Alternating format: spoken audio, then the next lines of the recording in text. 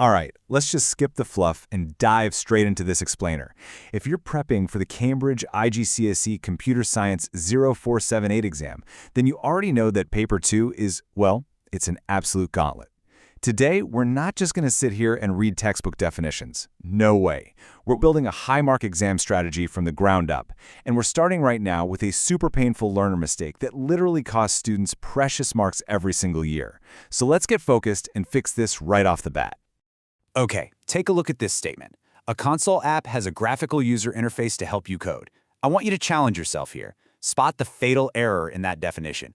Because if you write this down in an exam scenario, that is an instant loss of points. Seriously, take a second. Why is this wrong? What is the fundamental misunderstanding here about how we actually build applications for this syllabus? Well, this perfectly illustrates the huge difference between an average answer and a true top-tier answer. The weak answer claims it has a GUI, which is just completely false for a console application. But if we look at the top-end answer, which comes directly from the source material, by the way, it describes the console as a textual interface uncluttered by a GUI. That is the exact wording that matches the Cambridge mark scheme requirements. It proves to the examiner that you fully understand a console app relies on a command-line, text-based interaction. No fancy buttons, no windows, just text. Section 1. Mastering the console window.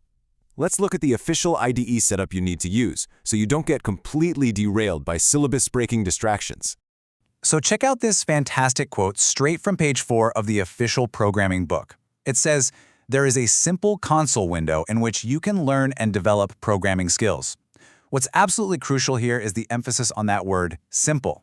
When we use Microsoft Visual Studio 2019 Community, which is the exact tool recommended for this, we're using the console window to strip away all that visual complexity. It forces us to focus entirely on the raw logic of our variables, our loops, and our conditional statements. The whole point is understanding where you should actually be spending your time. Comparing these two lays it out perfectly. Visual Studio gives you two main modes, right? The console application gives you that textual interface, and that is your core focus for the IGCSE syllabus. Then you've got Windows Forms, which gives you a fancy forms-based GUI. But listen to me very closely here. Windows Forms is optional content. It is absolutely not in the syllabus. Spending hours building pretty visual interfaces? It's a trap. Stick to the console. Section 2. Scope. Local versus global. Let's transition into how we actually store our data and talk about protecting it. First up, constants. A constant is a value declared with the keyword const, and here is the golden rule. It must always be given an initial value the moment you write it. Just look at the example. Const pi as decimal equals 3.1415. Notice we're using const instead of dim, because once pi is set, it cannot be accidentally changed anywhere else in the code. This is a total game changer for things like tax rates, maximum capacities, or mathematical constants where you absolutely need the value locked in. Next, we have the global variable. Now, a global variable is declared outside of any specific subroutine, usually sitting right up there at the very start of your code. And because it's global, it can be accessed and modified from literally any routine within your entire program. It's incredibly powerful if you have a variable that needs to be accessed by a bunch of different elements. But it also carries a lot of risk, right? Because any part of your code can accidentally change it. Which brings us perfectly to the local variable. A local variable can only be accessed in the specific code element or subroutine where you actually declared it. So why does this matter so much? Because relying on local variables heavily reduces the possibility of accidental changes to your data. When an examiner sees you deliberately choosing a local variable for a single routine, it proves you've got top-tier computational thinking. You are actively protecting your data, and they love to see that.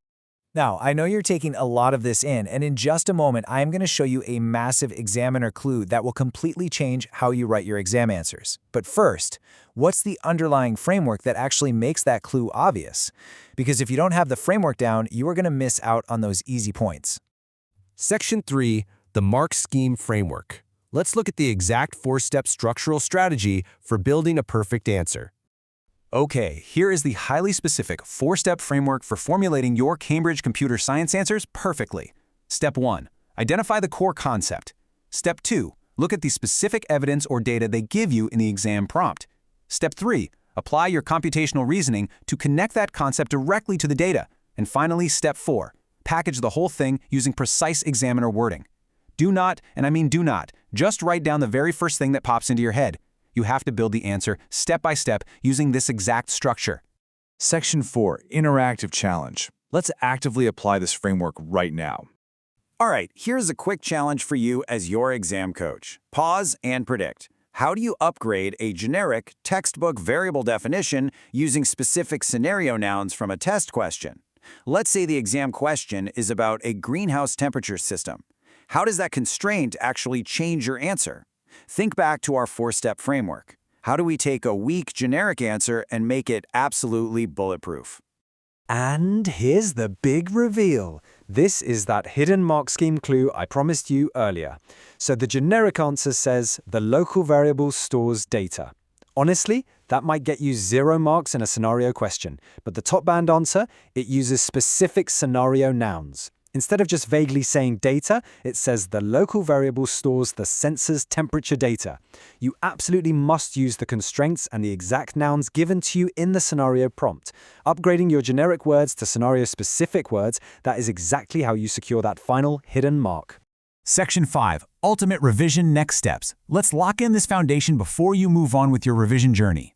Let's do a rapid-fire review of our core technical takeaways from today's explainer. 1. Build your skills in the console app. Completely ignore the GUI. 2. Lock down on changing values by declaring constants with the keyword const. 3.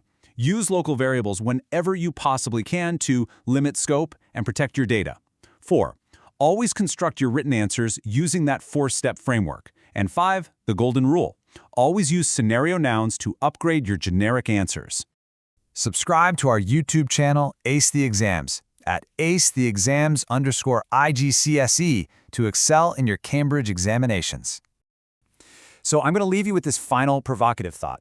You've mastered the IDE setup, you know the crucial difference between global and local scope, and you've got the 4-step framework in your back pocket, but can you actually apply this framework to a brutal paper-2 algorithm pass paper? Getting the theory is one thing, right? But executing it under pressure is a whole different ballgame.